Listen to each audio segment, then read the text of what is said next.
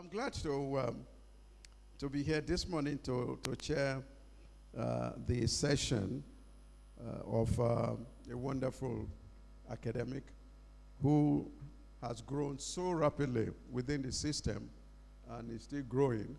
I told you a few days ago that when I grow up, I would like to be like him. He's achieved so much within such a short time, and has grown to being one of the leading lights of distance learning, or open and distance learning in Nigeria.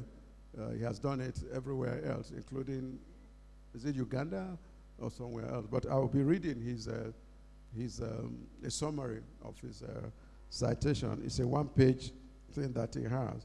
So I'll try to read it for you to comprehend why he merited being our keynote speaker this morning. Mr. President, sir, please permit me to go ahead with reading his citation. Professor Oladiran Taiwo Arulogun is the Vice-Chancellor of Miva Open University, Nigeria. He's just about 10 minutes away from here, I guess. But if you are walking, probably 25 minutes and get there. He's a leading expert in higher education digital transformation. He holds a PhD in computer science from Ladoke Akintola University of Technology, Lautech, and completed postdoctoral studies at Hasso-Plattner Institute, Germany. Professor Arulogun has held key leadership positions, including Director of Lautech's ICT and Distance Learning Centers, and was Deputy Vice-Chancellor at Kampala International University. He also serves as an ODL expert for Nigeria's National Universities Commission. His achievements include successfully leading Lautech's ODL project, increasing enrollment from 600 to over 7,000 students, and improving KIU's ranking to become the best private university in East Africa by 2021. His mentorship has contributed to successful ventures like Cowrie Card, which revolutionized public transportation payment systems in Lagos. As a consultant for the Commonwealth of Learning, he specializes in ODL policy formulation and open educational resources implementation. At Miva Open University, Professor Arulogun is driving the use of cutting-edge technology to enhance educational offerings and increase enrollment. Professor Arulogun's expertise and leadership continue to contribute to shaping the future of digital education in Nigeria, in Africa, and beyond. So, ladies and gentlemen, please join me in welcoming Tayo Arulogun to the podium to give his lecture. We are to finish by 10:15, but I guess plus or minus 5 minutes because of the time we're starting.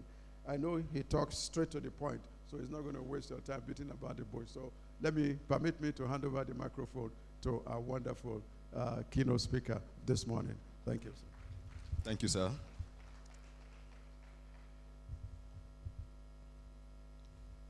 Good morning. It's exciting to be here today, and actually a big privilege to have my citation read by Emeritus Professor Oluwagbemiro Jegede. Thank you so much. I don't know whether the slides are ready.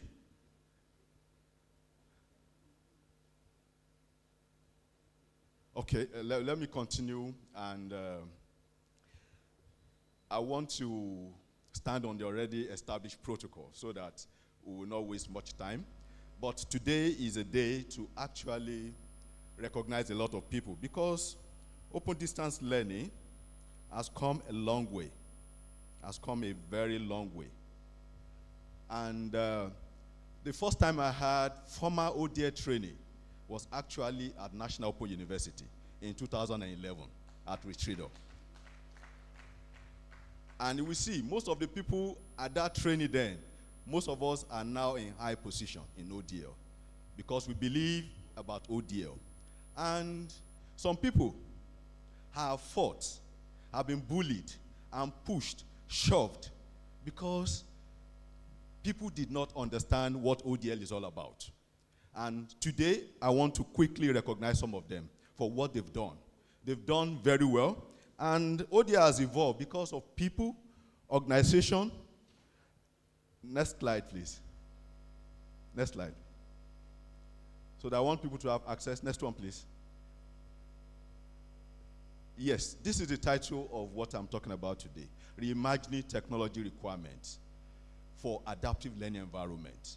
And today we look at why do we need adaptive learning environment? Why is it important to Nigeria and Africa?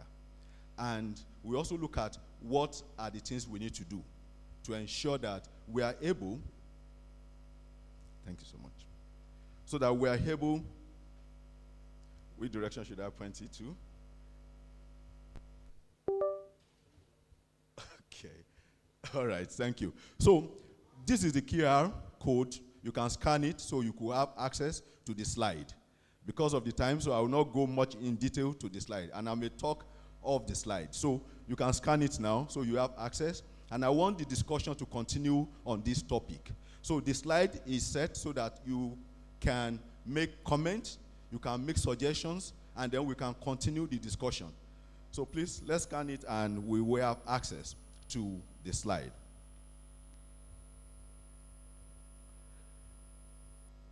As I was saying that some people have fought the fight, and that is what we're enjoying today.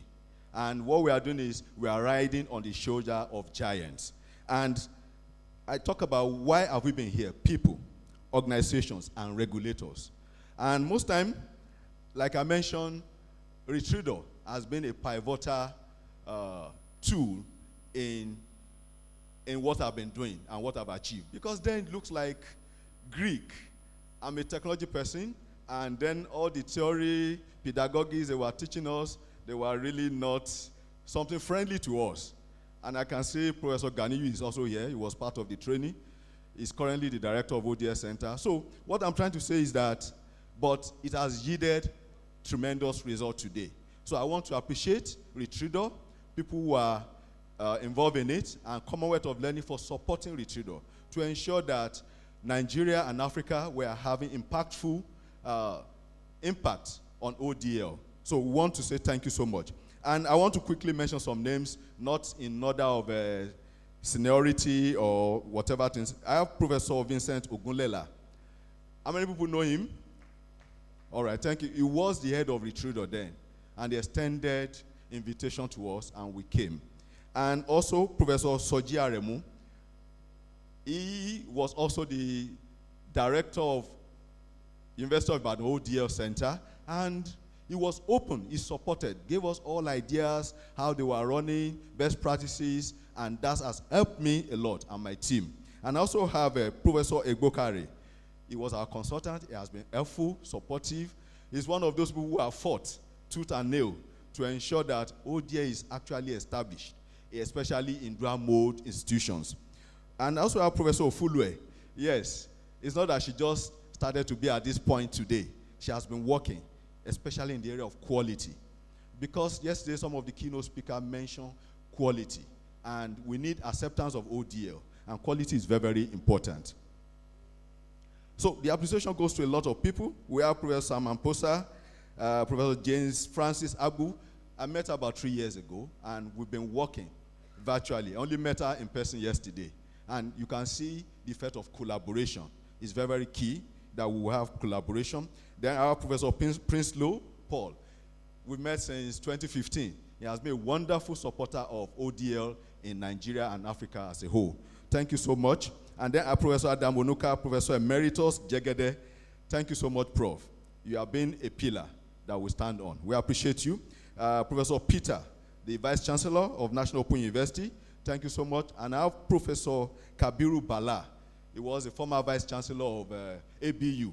He was a strong supporter of ODL. He even gave the center full autonomy to thrive. So I want to encourage most Vice-Chancellors that are here today. Let us trust in this system. Let us support the system. And it will go a long way when we do this. Because later we'll see why we need this new model of learning, adaptive learning. And then, so a lot of other members, ODELAN, thank you so much for all you've been doing. I thank you for everything you've been doing. And everyone in this hall, thank you so much. Let's clap for ourselves, how far we've gone. Thank you so much. So, like I mentioned, the landscape of education has undergone profound transformation. But I'm happy it's an evolution, not a revolution. So that we will be evolving, people will be seeing the results, and people who antagonize the evolution, they will also benefit in the impact of the ODELAN. So today I'll be talking about technology, requirements. How do we ensure that we use the right one, the right technology? How do we look at, how do we imagine it as the best way and we get the best result? So today I'll be taking us on all this. And let me give small definition of adaptive learning. And adaptive learning is an approach that ensures that we can use technology to fit learning to the needs, to the skills, to the strengths and weaknesses of learners so that they can move at their own pace. And what we are saying is that if you look at our fingers, they are not the same. And we have been using what we call cohort-based, group-based learning. And if you know the reason why we've been using it, it's more of economic. And currently, technology is now becoming cheaper and more powerful. That adaptive learning is now something that is affordable with technology. And that's why we've been talking about artificial intelligence. We know that artificial intelligence has been around for more than 2-3 decades. But because it was expensive, it was not really available to everybody. But today, it's available to everyone. And that's why we are talking about adaptive learning, which I feel is one of the best ways we can impact our society in this age. Then, so when we're talking about adaptive learning environment, ecosystem that supports adaptive learning and relies more on data, artificial intelligence, you need feedback, you need analytics to show that students are making progress. Where they are not making progress, you give remediation solution to ensure that students are able to move forward. And let me give an example, analogy of adaptive learning. How many of us have used Google Map? Have we used Google Map to locate, to get to a destination? And it's a form of adaptive learning. It knows where you are, and then you tell it where you are going. That is your learning journey. You've told it where I'm going, and then when you are going, it tells you, it gives you a plan. At times, it can give you 2 or 3 routes. Go through this side. So whichever route you pick, you move, and when you make a wrong turn, it does what? It reroutes you. It does not complain. It encourages you and keep on doing that. So that's the same thing we're talking about adaptive learning. That, okay, students can learn. We have a learning plan. If they make mistakes, they are not making progress, it reroutes and take them back to where they're supposed to be and learn. And why is it possible for Google Maps to do that? It's because it's getting feedback data, real-time data. So data is important to adaptive learning. And that is the key that we need to look at today. So, ladies and gentlemen, why are ALE, adaptive learning environment? They are important for Nigeria and Africa. Why are they? First, when you look at a bridge the educational gap, we still have it. For example, UNESCO in a report in 2023 mentioned that Africa has about 98 million out of school children. We know the problem is there. Don't we know that the problem is there? That we have a lot of out of school children. And what can we do? The chairman of this occasion mentioned yesterday, with our population, can we build more physical facilities? We cannot do that. Because in Nigeria, we have no less than 10 million out of school children. Can we do that? So adaptive learning can do that. And then we can maximize the resources we have if we plan it very well.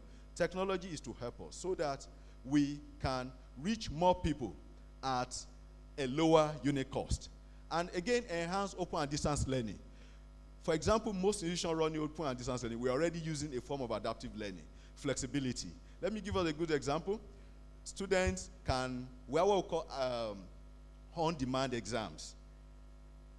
How many people have been involved in on-demand exams? It's a form of adaptive learning because in the face-to-face, you need to write the exam at a specific time. If you're unable to write it, you have to wait for the next semester. But in ODA environment, it is not. It's adaptive, it's flexible, and you can keep on moving on. So it's very, very suitable to OD learning. And workforce development and lifelong learning. What is it? We have a lot of, as we have so many out-of-school children, we also have so many out-of-school adults, people who are out of school. And that's why in ODA we are saying they are learners, because we keep learning. So people who are working, how will they be able to go to university or gain more skill if we are not ready to use adaptive learning? So some of these things are the reason why adaptive learning is very, very important. And infrastructure challenge and digital divide. We must not shy away that. Digital divide is still with us. We are still having challenges in terms of technology, infrastructure. And now we have another one that is compounding it, which is artificial intelligence divide. How do we solve all this? But like I mentioned, adaptive learning is actually resource intensive, but with the technology now, it's possible to use it to get the best out of adaptive learning. So these are some of the reasons why it is important that we embrace adaptive learning. And I'm happy we're already doing that. But we can optimize it. So what are the momentums behind adaptive learning? First, global adoption. You can see everybody is adopting open distance learning because they've seen that that's the way we should go. And the reason is that you can work, you can earn, you can do so many things at the same time without wasting your time. And then for employers, they want to find a way where it's cheaper. An employee that you want to sponsor for training can still continue to work with you. It does not need to take leave. Take 1 year or 2 years or even 5 years, study leave, before he could get his degree or get skilled up. So next one is adaptive AI and data analytics. Data is there. We are churning a lot of data. As we are seated here, we are individually generating data because as you are seated, you have a spatial location, and we can also know whether you have moved or you have not moved, whether you have spoken. So we are generating a lot of data. So what do we do with the data? Data is driving the adaptive learning. And then post-pandemic digital shift. You know, pandemic was more of a blessing to open distance learning. So these are some of the reasons why adaptive learning is gaining traction. Yeah, let's quickly look at core technology requirements to drive adaptive learning. When we look at this, let me even first give us how do we imagine adaptive learning. We want a situation where a learner is able to, first of all, plan his learning, plan his journey. Everybody cannot go at the same pace. If your capability is to handle just 2 or 3 courses in a semester, why not go for that? Instead of taking 7 or 8 courses, and then you are able to do very well. So it's about competency. It's not about certificate, because things are changing. Employers are now waking up. It is what you can do, not what you know. But you need something that you know before you can do something. So the key thing is we must be teaching people so that they can apply the skill they've obtained. So we want a situation where students can plan their learning. The system can also tell them, oh, I noticed you have not been interacting in the discussion group, in the forum. You have not been doing assignment. You have been submitting your assignment late. Something that tells you, that keep tracking the student.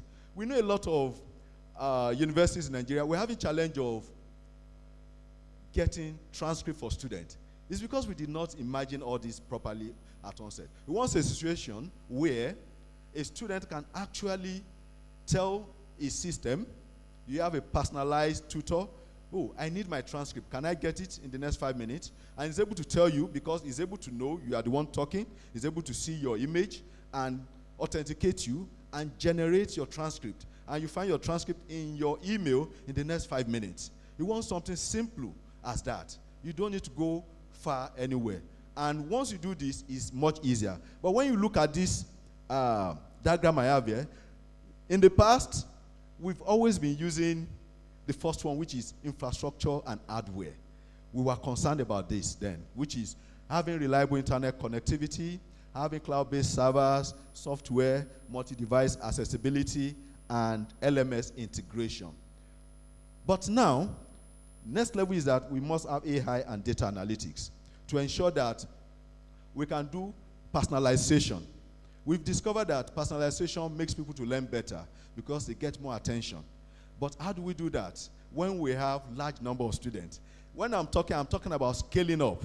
When you have 10,000, 20,000 students, we want to scale up. We don't want one-on-one. We want one-on-one, but technology can help us to do one-to-many. Imagine we want to run a Socrates-based learning approach, where students, the professor is at the center, is able to interact with the student, and they are able to interact with the professor as many as possible. But the professor needs support.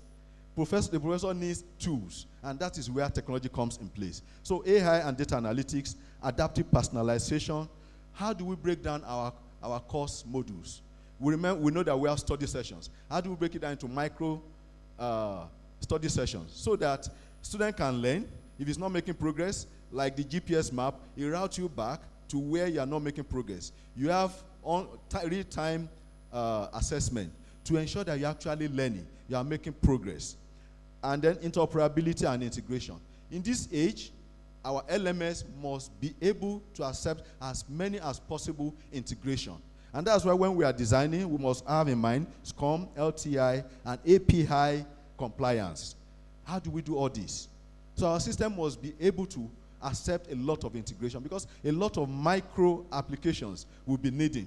And then you build everything together to ensure we get a functional technology. Then security and privacy is very, very important in this age. Even the regulator, the NDPC, they are not joking. They are ready to sanction organizations. And that means, we know what, when you say DPO, what does it mean? DPO, in terms of police, divisional police officer, somebody. But we also have DPO for data security, data protection officer. So every organization must have this because it's important. Data is life. It's now like water.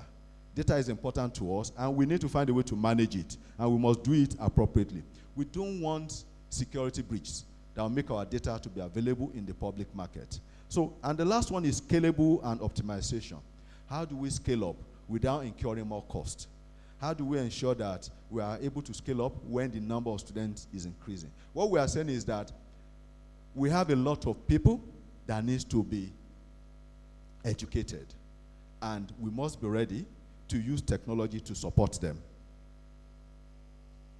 So there is what we call technology regulatory framework for adaptive learning environment. And when you look at it, I mentioned data protection, privacy. It is very, very important that we comply with that. AI and healthcare standard, we need to find a way to ensure we have all these standards in place. And then public-private partnership. I remember Professor Bekare, he brought different models, partnership models, but most institutions in Nigeria are not ready to embrace those partnerships. We want to do what we call winner takes all. And the ecosystem will not grow if you want to do winner takes all. We need to collaborate. Let people in health tech, let them focus on their area of specialization. And we in academic, let's focus on our area of specialization. And if a university feels he wants to have his own startup, health tech startup, do that so that we can free people so that they can focus on their core competency areas. And this is why this regulatory framework is very, very important. So like I mentioned, reimagine technology requirements. Most of the keynote speakers yesterday, Professor Scott, Professor McQuay, they talk about technology, the elephant, raging elephant, and it's actually the technology. We can tame it if you understand it. It's only what you can understand, it's only what you can measure that you can actually control. So we must understand the technology. We must reimagine it, make it human design. There is no way we can take human out of this because technology could make mistake and is also making mistake and it could also fail. So we need people. We need man in the middle, people in the middle to ensure that everything is imagined appropriately. So what this means is that when we are designing technology-based system, we must involve everybody. This is a time we need to involve our students. This is time we need to involve academic staff. This is time we need to involve administrative staff. Bring everybody, even parents. We need to bring them in so that the technology will be useful to all. And then in terms of scalability and flexibility, we must look at how do we scale up. We must be focusing on scaling. It's not about, if you look at our challenge, the challenge in Nigeria is we have large population. We must find ways to scale up. And that is very, very key, flexibility. Then collaboration, I mentioned that we need to find a way to let everybody focus on their area of specialization. Let LTech focus on LTech skills, on activities. And academic, let's focus on our academic area. We have researchers, let technology developers, let them focus. And researchers can say, oh, we discovered this. Can you do a technology to mediate this? Can you do a technology to solve this problem for us? That's the kind of synergy we should have. And then ongoing professional development. We cannot do without this because we must keep learning.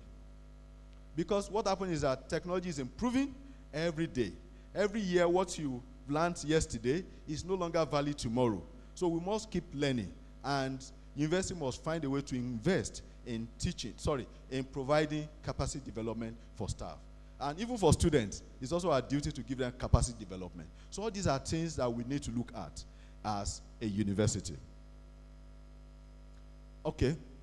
And I want to quickly give us a short case study because technology, you have to imagine it. You have to start planning it. You don't have to wait till when the problem or the challenge is actually before you. And for example, we started about 2 years ago, and that is Miva Open University, and we have challenges running to thousands of students. And I want to let you know, just 2 days ago, we hit 10,000 students enrollment. Thank you so much. But at the same time, we have retention rate of 85%. So what happens to the 1,500 students? How do we support them? How do we make sure that they are there? These are challenges we are facing. But when we scale 5,000, we started having, in terms of email, in terms of resources, they were fully consumed. Because if you need to scale with personnel, you will not be able to meet. It's not really that sustainable. So how do you maintain personalization at scale? How do you scale up without compromising quality? How do you support students at a distance? Personally, we've discovered that students like personal support. They want, that is a driving factor. Because we know dear learners can actually be isolated. They can be disconnected. But how do we provide support to them? Real support. How do you give personalized feedback? Feedback is also something we've seen. It's no longer like, oh, sin. If you remember, if you look at your primary school or secondary school assignment, the teacher will say, sin, good, very good. But feedback should go beyond that now. You should be able to explain to the student, you got this because of this, because of this. This is where you can improve. We discover all that. And we are working to ensure that we get personalized feedback. So, strategic approach we've used. These are the problems. AI for students, intelligent AI agents that can monitor students, provide information, and flag students at risk. Oh, it looks at, you've not been watching the videos. We've been able to discover that students, we have two forms of videos, short form, long form. Short form is just 10 minutes, and long form is 20 minutes. But we discover from analytics that student drops off after 5 and 6 minutes for the short form. But for the long form, they drop off from 10 to 12 minutes. And based on that, we have adjusted our video length. We have reduced it to 5 and 10 minutes. So that's analytics. Then AI content development. We have been using adaptive learning, AI content to help in content gathering.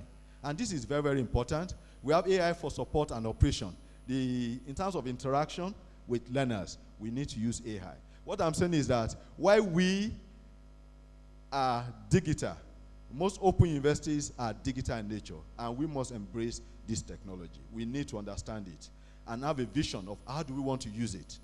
And that is what we are doing. AI for support and operation, and AI for assessment. And the outcome is actually that we have 60% reduction in time to market to bring out courses. because we've been using AI. Let me give you an illustration of how it works. When you want to develop, for example, video content, you already have the PowerPoint. You have a professor that wants to follow up on that PowerPoint, present it. You record the professor, and then after that video recording, you know, that's why we have this green background, so they can change the background will look beautiful. But what you do is that, after that, you need illustrators, you need animators, you need some other people to work on that video. And with AI can help you to generate videos, animation, illustration, faster than if these are done manually. And we've been able to achieve that. So we have 2x increase in student satisfaction. Because from the survey we've done and interaction with the content, students were even unable to detect which content was actually generated by AI. Most of them could not detect that. And also we'll be able to solve the problem of advisor to student ratio without compromising the quality. So all these are things we are doing. We are testing them out. And we have a tool that I just want to showcase so that we see how it works. We know that a lot of learners, we have different learning styles. I don't know who can tell me some of the learning styles we have. Anybody here? Demonstration. Okay, visual, audio, and some other. So we discovered that students want to learn, but at times they want something they can talk. And then AI has what we call conversational AI. And that is what we leverage on. And the problem is that we want students to reflect. It's when you're able to reflect and you could learn. You can adjust and say, oh, why is this so? Asking questions. Why? How? And this is going a long way. And mind is actually what we call conversational AI. Ask questions. And we are using this towards what we call case study. Students can read the case study, and then the AI can talk with you, and you can talk with the AI, and is able to measure your logic, your comprehension, your communication, and is able to give you that. And after that, your lecturer can review that. So what we are saying is that 78% of students says mind help them retain concept faster. Because for some people, when they speak, they learn better. And for some, is when they see. So retrieve augmented generation on top of OpenAI. The purpose of this technology is that we are not using the large language model. But large language model is a base. So RAG is to ensure that it's only our data that is trained with it. And when it's interacting, it's only the data for that particular program that you get. So the big question, how do we do that at scale?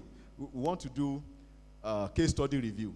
We cannot do that with 1,000 students. Like I mentioned, a single professor cannot do that. Even if you engage 100 professors, they will not be able to do that at scale when you are having 5,000 students. So what I'm saying is that we are looking at scale. We are not looking at now. What do you do when you scale up? I don't know if the video demo can be shown to us. You can click on the Mind Demo video if it's possible.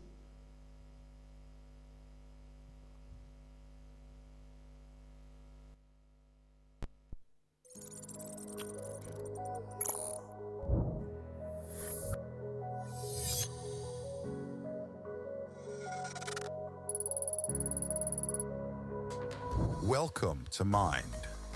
The first thing to do before accessing Mind is to check your internet connection. Make sure you have a stable internet connection of at least 15 Mbps, a quiet environment, and a working microphone or headset. Also, review your case study materials ahead of time. First, log into your learning management system. Select the course that includes your case study. Next, go to the Modules section, click on Conversational Case Study Analysis, and then click to start. This will launch Mind and begin your session. Welcome. As the CEO of Airtel Nigeria, I'm here to discuss strategies for driving growth while maintaining our leadership in key market segments. As the business development manager, you play a role in this process. We have 5 minutes for this discussion, so let's focus on key decisions for sustaining market leadership. I think Airtel can explore the market further by ensuring that it penetrates rural areas, especially areas that do not have internet access at this time. That's a good start. You've identified some key areas for growth. Let's delve deeper into your suggestions. First, you mentioned penetrating rural areas with internet access. How would you implement this strategy considering the challenges of infrastructure and cost?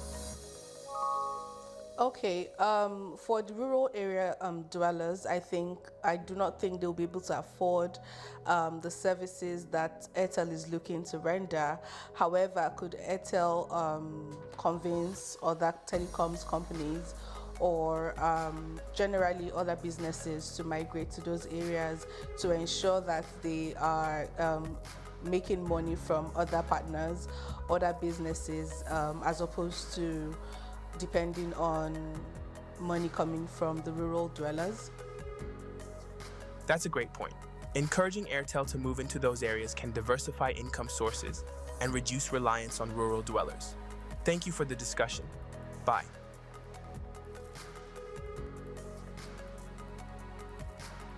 All right, thank you so much. So it means that we can extend technology to help us, to support professors. And it's not that technology is taking over. And in terms of content generation, you now know that it's possible that a professor can actually record a 30-second video, a kind of introductory, and when you pick that video content, the professor can continue to become perpetual presenter. Yes. You know, if we view this artificial intelligence, the large language model, as it's like you've gathered knowledge of several people. It's like you have gathered knowledge of several people together, and it's now made available to us to use. So what this means is that to develop video content, for some time, it could take 3 to 5 days. Even some could take weeks before you develop video content for people who have been involved. But technology is able to help us to achieve that. Now, we need just 30 seconds video of professor. Record that, and then we can pass all the slides, the content, and then the professor will be talking. So we can say, oh, you already done it. But now, what should be the concerns of professors? What type of agreements, what type of contract should you sign with a university, or what type of contract should you sign with an EdTech organization? These are questions we should find a way to solve. This is possible. And now, those video content you may not even know if you are not very keen that they're actually not directly from the professor. They are able to clone the voice, clone the body language, the way you are moving, your gesture, everything. So what I'm saying is that we must find a way to use it, and at the same time must find a way to look at the shortcomings. And that means we must start planning, looking ahead. What are the issues? What are the challenges? We must tame the elephant so that it will not become elephant in China shop. So for example, 1,146 videos produced between August and December. That is massive. And they could be produced quickly. Unit cost of video production reduced by 65%. Production speed increased by 4% without compromising learning efficiency. So what I'm saying is that AI did not replace our content team, but it only gave them superpower that they could do better and faster. And these are things we need to consider. And then in terms of support, thank you. In terms of support, we need to find a way to solve the problem of support at scale. Most time we promise 24-hour support, but do we really give 24-hour support? We do not really give that. But technology can help us to give 24-hour support. When the support team, humans have gone, then the technology can take over internet, because people still interact with our website. They want to interact with us. And on our website, we have what is called Sage. It allows you to interact, ask questions. We put all the frequently asked questions, because we discovered that questions are interaction from prospective learners. They are divided into 13 buckets. And we'll be able to pack that into the system, and it's able to answer you, it's able to give you the requirement, it's able to give recommendation, and those ones that is not able to solve, you get it in the morning. But the truth about this is, you may not even know if you are not told that you're actually interacting with a machine. But we have decided that we'll let people know that you're actually interacting with machine, so that if you don't want to interact with the machine, then you can get human support. Okay, these are some of the links to to the project. So key takeaway, they are as follow on the screen. Which one resonates very well with you? Adaptive learning requires holistic technology ecosystem. We have to rethink it. We have to reimagine it and see how can we extend it. So we are limited to use technology based on our imagination. Anything you can conceive, anything you can think can be achieved and can be done. But we must find a way to do it ethically. So these are the key takeaways I want to talk about. So which one is key? Which one do you think is the most important among all this? Direction for research and call for action. There are so many things we can do. First is, can we co-create with AI?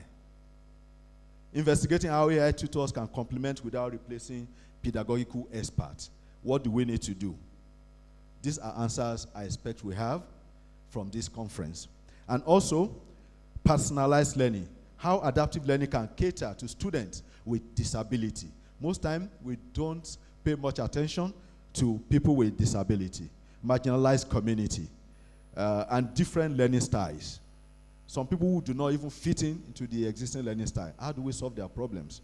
Then we have ethical use of AI, bias, and fairness in adaptive learning. It's not all roses, it's not always something that is smooth and good. So next is that scalability and cost-effectiveness deployment. Are we sure AI is actually making people to learn very well? It's actually a longitudinal survey, a longitudinal research, and which we must start to do now, to be sure that people are actually learning, to be sure that this AI is not actually a Trojan horse, that is actually not helping us as we are thinking it is helping us. So call to action for policymakers, governments, invest in digital infrastructure. We need to have it. But this technology can help us to scale it, to optimize it. For example, how to solve the problem of out-of-school children, we can use open schooling. We don't need to build at every region, at every community, new physical classroom. But if you have a central one, people can use it. You can even have mobile classroom that is digitized, and people can use it. Educators and institutions, training capacity is very, very important. Technologists and health tech developers, we need to collaborate. We need to bring everybody on board. And I'm happy what ODELAN has done. Bringing people in K-12 in is very, very good, because the output from K-12 is what is coming to the tertiary institution. And we must carry them along too. Then researchers, we should conduct empirical and longitudinal studies to show that we're actually doing it right and we are making the right impact we are expecting. So thank you so much. This is the conclusion on the screen. Thank you so much. Thank you very much, Professor Arulogun, for this wonderful presentation. I'm used to having a keynote address and you don't respond to it. You just take it in and you walk away. But he has gracefully allowed that you can make comments or ask questions. Because of time factor, I will suggest that we have 3 questions and 2 comments. But if you don't mind, I would suggest that whatever you want to say, no, let me go back one step. Jerome Bruner, for those of you who are familiar with the philosopher, says that anything can be taught in an intellectually honest form to anybody at whatever age. So that means anything you have in mind, even if it's a paragraph you are thinking of, or a whole paper or a whole book, you can compress it into one sentence. So if you want to make comments, if you want to ask questions, please, it has to be one sentence. When it goes beyond one sentence, I will stop you or I will not allow that to go on. So the first one is Prof, yes? You will do one sentence. Any other person coming in, and another one sentence. Oh, only 2 people can do 2 sentences. I mean, 1 sentence each. Okay, another sentence. Okay, 1, 2, 3. Where is the 4th one? Nobody. Oh, 4th one over there. Yep. And 1 more. Yeah, thank you very much. So we start with Prof. Does this work? What?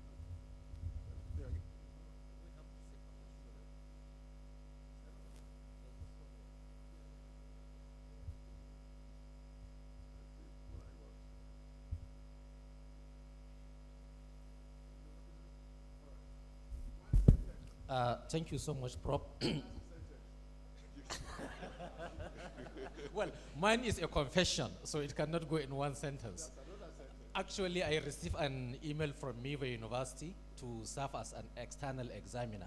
I refused to answer it because, one, I say, which open university is this and what are they doing? I thought I shouldn't answer it. Secondly, I saw it as competitors, people competing with me in National Open. But now, after this lecture, I will definitely answer the email because Miva is not a small university and we are not competitors. We are serving the same learners. Thank you.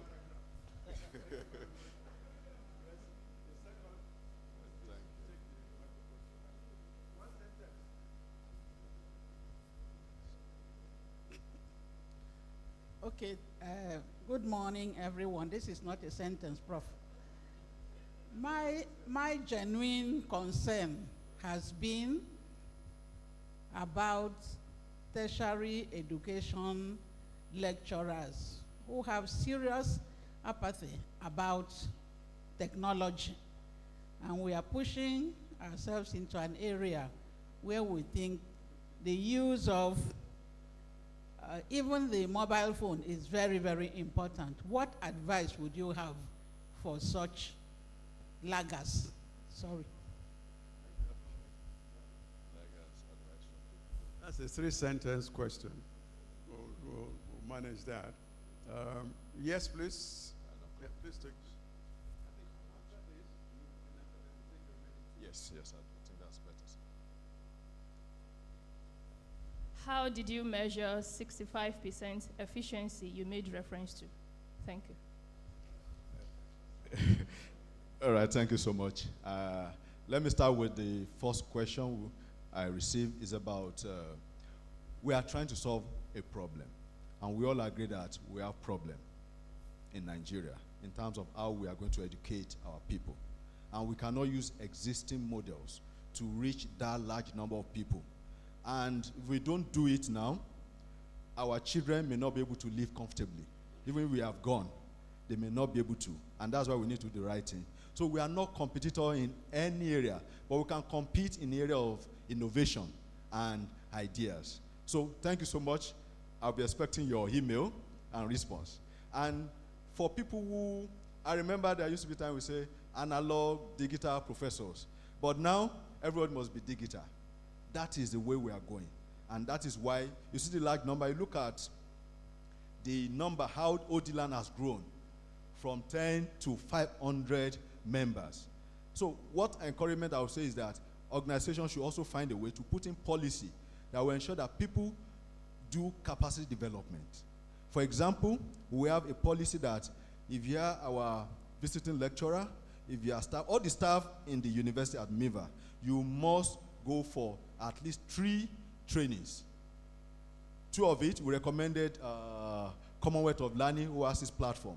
You must provide that, and you must do that. So what we are saying is that people must change, and that's the important thing, because change is already here. Thank you so much. And to your question, how we measured 65% efficiency. Yes, we look at first how much we've been spending to develop video content. And we look at the cost. Then we also look at the time to turn out. And that's what informed that percentage. We see it, and it's actually real. Thank you so much. Okay. Thank you. May we take just 2 more? 2 more comments. That's one. Sorry? Question online. A question. Online. Okay. Could you flash it for us? Flash the question online. At what age should adaptive technology be used with the students, especially mobile learning? Thanks for the succinct presentation. So I repeat that. At what age should adaptive technology be used with the learners, especially mobile learning? All right, thank you. From research, it's been shown that, let me first start with this aspect, that this same technology that we are trying to use is also a form of distraction to learners. And it can also make them to be disoriented. It can even waste their time. And that means there is need for monitoring and supervision. So if you have somebody that is less than 15 years, that is not in university environment, the parent must monitor the usage of that technology, because it's distracting them. And that's why we say learners. They are students that are actually self-motivated. They are not students that will just be crawling on social media. We know that the future of education is networking, social, and digital. But at the same time, there must be supervisory roles. So to your question, from 16 years and above, that is what I would recommend for to use adaptive learning without supervision. Are you done? Yes, I'm done. There was one more question. That's one. There's a comment. Which one? Okay, they want your contact. That's done. You have a comment or question? Or question? Sir, considering the situation of data these days now, how expensive it is now, Okay. what measures have you put in place to help your learners or prospective learners? Do you have something in the space that will reduce the amount of data consumption on the learning that is involved? Thank you. Yeah, thank you so much. Very good question. When we started, we do what we call providing data, dongles, but we stop along the line because when you look at the cost. But what we've done is to ensure that our content are light in terms of resources you could use, and also to ensure that you could have offline usage of our content. Once you download it, it's available for you to use. We will encourage that. But what we could do as a nation is that, why can't we get what we call 0 rating for educational institutions across Nigeria? This is something that is possible. Because we've seen that internet has been a tool for progress. Even the startup that was mentioned, Cowrie Card, those students then, because they had access to internet, they were able to innovate. So internet is a tool that we can use, and then as a nation, we can find a way to make it readily available or affordable. So that is the situation now. Thank you very much. I think he deserves a round of applause. Okay, I was going to steal the chairman's moment, but he's back. So let me hand over the gift presentation. That's where we are now. Yes. Okay. Thank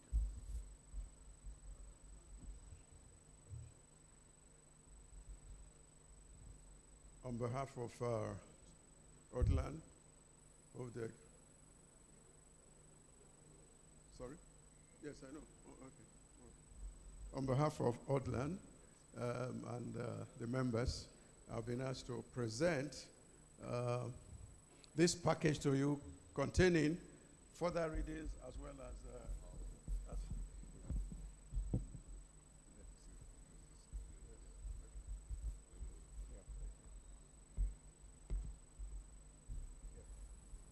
this is an appreciation award presented to Professor Tayo Arulogun in appreciation of your participation as keynote speaker at the 3rd Open Distance and E-Learning Association of Nigeria International Conference 2025. So congratulations.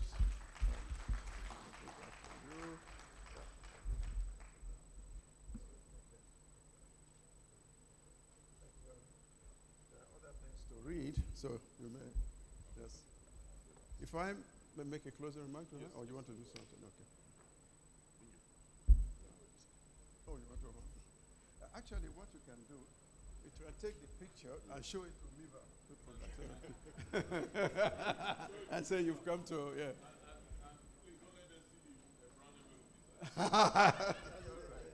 So, yeah, thank you so much. I'll make a closing remark before we go on to, Professor Fulu takes over to tell us where to go next. First is to thank Professor Professor Arulogun for this wonderful presentation. And in fact, to thank the local organizing committee for identifying somebody like him to talk to us about practical things they are already doing. And that goes to show that in the field of education, there is no more competition. It's all collaboration, partnership, and all that you need to do, and cooperation. So there's no reason why, and I hope it's going to happen, there's no reason why Miva could allow its students to take a number of courses and get credits with it. And if they want to transfer to Open University, NOUN, or any other Open University, their credits could be transferred and credited for them, and they can take an NOUN degree or any other degree, no matter where you're going. And this is the way the world is going. It's cooperation. There's nothing wrong with anybody taking programs here or courses here, having that transferred to UNISA, and then depending on where you get your 65% or 60% number of credits, you get your degree there. So it's possible to do that. The second thing I'd like to make is he has said a number of things that we don't have the time to explain. He talked about personalized learning. And there is a difference, very subtle difference between personalized learning and personal learning. I'll just use the issue of you're going into a restaurant to explain this personalized and personal learning.